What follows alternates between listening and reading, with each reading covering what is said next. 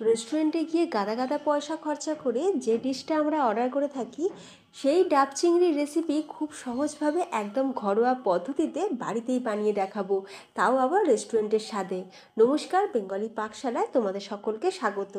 আজকে আমাদের রেসিপি ডাব চিংড়ি, প্রত্যেক বাঙালিদের প্রিয় একটা রেসিপি। চলো শুরু করা যাক। এখানে 400 গ্রাম মাঝারি সাইজের চিংড়ি মাছ নিয়েছি, খুব বেশি আমি বড় চিংড়ি মাছ নিইনি। চিংড়ি মাছের মাথার দিকের অংশটা কেটে ফেলে দিয়েছি, আর পিঠের দিকের যে শক্ত আবরণটা সেটাকেও ফেলে দিয়েছি। তবে লেজের দিকের যে শক্ত আবরণ সেটাকে রেখেছি, এটা দেখতে ভালো লাগবে। তো চিংড়ি মাছটাকে কেটে ধুয়ে পরিষ্কার করে জল ঝরিয়ে রেখেছি। এখন মাছের মধ্যে নুন, হলুদ আর কাশ্মীরি লাল লঙ্কার গুঁড়ো ভালো করে মাছের গায়েতে মাখিয়ে 15 মিনিট রেখে দেবো। অন্যদিকে যেহেতু ডাব চিংড়ি বানাবো, ডাব তো আমাদের লাগবেই। তো এখানে দেখো আমি একটা অল্প শাঁসযুক্ত ডাব নিয়েছি। তো এই ডাবের শাঁস কিন্তু খুব বেশি মোটা নয়, পাতলা শাঁস আছে এই ডাবের মধ্যে। তো প্রথমে ডাবের মুখের দিকের অংশটাকে বাদ দিয়ে দিলাম। তারপর যেহেতু ডাবটা একদম কচি, সেই জন্য আমি ছুরি দিয়েই খুব সহজেই মুখের দিকের অংশটা এইভাবে কেটে বাদ দিয়ে ডাবের জলটাকে আমরা বার করে নেব। তোমরা চাইলে কিন্তু এটা বাজার থেকেও এইভাবে ডাবটাকে কাটিয়ে আনতে পারো। এইভাবে ডাবের জলটাকে বার করে নিলাম, আর ভেতরে এই যে শাঁসটা সেটাকে চামচ দিয়ে ভালো করে ঘুরিয়ে নিয়ে শাঁসটাকে বার করে নিচ্ছি। এর আগে চিংড়ি মাছে অনেক রেসিপি আমার চ্যানেলে দেওয়া আছে, তবে আজকের রেসিপিটি কিন্তু একদমই সুপারহিট। আজকে এই রেসিপি একবার হলেও তোমরা কিন্তু বাড়িতে ট্রাই করে দেখবে। বাড়ির ছোট থেকে বড় দেখবে সকলের খুব পছন্দ হবে। তো দেখো বেশ অনেকটা পরিমাণেই শাঁস হয়েছে। তো শাঁসটাকে প্রথমে বার করে নেওয়ার পর ছুরি দিয়ে আমি কি করব, একটুখানি মুখের দিকটা ভালো করে চেঁচে পরিষ্কার করে নিচ্ছি, যাতে করে ডাবের মুখের দিকে যে হোলটা একটু বড় হয়, সেই জন্য ছুরি দিয়ে ভালো করে চেঁচে পরিষ্কার করে নিলাম। আর পেছনের দিকে যে অংশটা সেটাকেও একটুখানি কেটে দেবো, এতে করে ডাবটা বসাতে সুবিধা হবে। ডাবটা রেডি হয়ে গেছে, এবার আমরা মশলা রেডি করব। গ্রাইন্ডিং জারের মধ্যে দিয়ে দিচ্ছি বড় চামচের 1.5 চামচ পরিমাণে কালো সর্ষে, আর বড় চামচের 1 চামচ দিয়ে দিচ্ছি পোস্ত। সর্ষে আর পোস্ত প্রথমে শুকনো অবস্থাতে একটু পাউডার করে নেব। প্রথমে সর্ষে আর পোস্ত গুঁড়ো করে নেওয়ার পর দিয়ে দিলাম ঝাল অনুযায়ী কাঁচা লঙ্কা।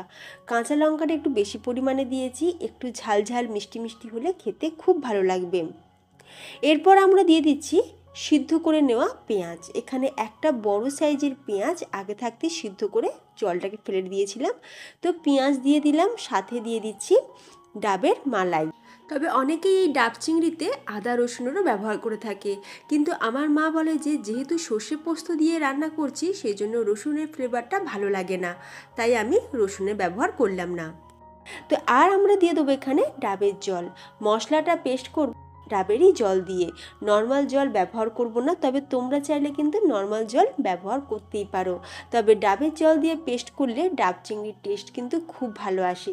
এই ছোটো ছোটো জিনিসগুলো যদি মেনে চলো দেখবে দারুণ টেস্ট আসবে।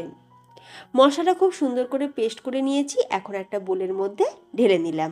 এই রকমই একটু ঘন করে মশলাটা পেস্ট করে নিতে হবে।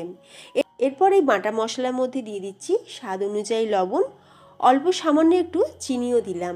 একটু চিনি কিন্তু দিতেই লাগবে, তবে টেস্টটা খুব ভালো আসবে।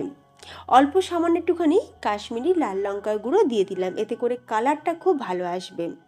আর দিয়ে দিলাম ম্যারিনেট করে রাখা চিংড়ি মাছ। এখন সব কিছু দিয়ে খুব ভালো করে মিক্স করে নিয়েছি, আর এবার আমরা আরও 2 হাতা পরিমাণে ডাবের জলও দিয়ে দিলাম। খুব ভালো করে মিক্স করে নিয়ে 10 মিনিট আমরা এটাকে এইভাবে রেখে দেবো। সবার শেষে দিয়ে দিচ্ছি সর্ষের তেল। কাঁচা সর্ষের তেল দিয়ে দিলাম, দিয়ে খুব ভালো করে মিক্স করে নিয়ে আমরা 10 মিনিট এইভাবে রেখে দেবো। নর্মাল সর্ষে পোস্ত দেওয়া চিংড়ি কারি আমরা বাড়িতে যেরকম বানাই, ডাব চিংড়িটা কিন্তু একদমই আলাদা। সম্পূর্ণ রেসিপিটা এই ডাবের মধ্যেই তৈরি হবে, যার ফলে খেতে কিন্তু ভীষণই ভালো লাগে। যারা এখনও পর্যন্ত বানিয়ে খাওনি তারা একবার আমার প্রসেসে বানিয়ে খেয়ে দেখো, স্বাদ মুখে লেগে থাকবে। আর এত লোভনীয় একটা রেসিপি যে তুমি সচরাচর বানিয়ে যাকেই খাওয়াবে সে কিন্তু বারবার খাওয়ারই রিকোয়েস্ট করবে। তো দেখো ম্যারিনেট করে রাখা চিংড়ি মাছটা আমরা ডাবের মধ্যে দিয়ে দিলাম। দিয়ে এখন আমরা ডাবের মুখের দিকে যে অংশটা তার উপরে এরকম আটা ভালো করে মেখে নিয়ে সে সরু মতন করে নিয়ে আমরা এইভাবে মুখের দিকে আটাটাকে বসিয়ে দেবো। তারপর ডাবের মুখের দিকে যে অংশটা আমরা কেটে রেখেছিলাম সেই মুখের দিকের অংশটা আমরা আটার উপরে খুব ভালো করে বসিয়ে দেবো। মানে আমরা কি করলাম, ডাবের মুখটাকে খুব ভালো করে এইভাবে বন্ধ করে দেবো। আটা দিয়ে বন্ধ করে দিলাম, তোমরা চাইলে ফয়েল পেপার দিয়েও মুখটা ভালো করে বন্ধ করে দিতে পারো। এখন সরাসরি চলে যাব গ্যাসের কাছে। গ্যাস জ্বালিয়ে আমরা এখন ডাবটাকে সরাসরি গ্যাসের ওপর বসিয়ে দিলাম। গ্যাসের ফ্লেমটা লো টু মিডিয়ামে রাখতে হবে। আর এইভাবেই আমরা রেখে দেবো 30 থেকে 35 মিনিটের জন্য।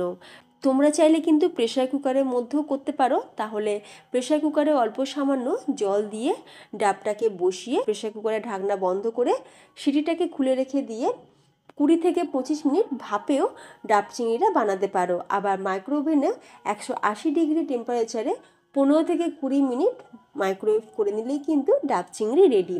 তবে সবার বাড়িতে মাইক্রোওভেন থাকে এমনটা নয়, তো সেই জন্য আমি একদম সহজভাবে ডাব চিংড়িটা গ্যাস ওভেনে করে দেখালাম। গ্যাস ওভেনে করতে গেলে সময় লাগবে কিন্তু 35 থেকে 40 মিনিট। 40 মিনিট হয়ে গেছে, গ্যাসের ফ্লেমটাকে অফ করে দিয়েছি আর আমি এটাকে এইভাবেই রেখে দিয়েছিলাম 5 মিনিটের জন্য। 5 মিনিট পর আমরা এখন ডাবের মুখটাকে খুলে নিলাম। এরপর দেখো আমরা ডাবের ভেতর থেকে চিংড়িটাকেও বার করছি। এত সুন্দর একটা রেসিপি দেখে জিভে জল তো আসবেই, লোভ সামলানো মুশকিল। ডাবের মুখটা খুলতেই এত সুন্দর একটা গন্ধ আসছে, বন্ধুরা তোমাদের কি বলবো। অসাধারণ লোভনীয় স্বাদের ডাব চিংড়ি রেডি। আর দেরি না করে চটজলদি তোমরাও একবার এইভাবে বানিয়ে খেয়ে দেখো, স্বাদ মুখে লেগে থাকবে। তোমাদের কেমন লাগলো আজকের এই ডাব চিংড়ি রেসিপি অবশ্যই কমেন্টে জানিও। রেসিপিটা ভালো লাগলে বন্ধুবান্ধবের মধ্যে শেয়ার করে দিতে পারো, যাতে তারাও খুব সহজে এইভাবে ডাব চিংড়ি বাড়িতেই বানিয়ে নিতে পারে।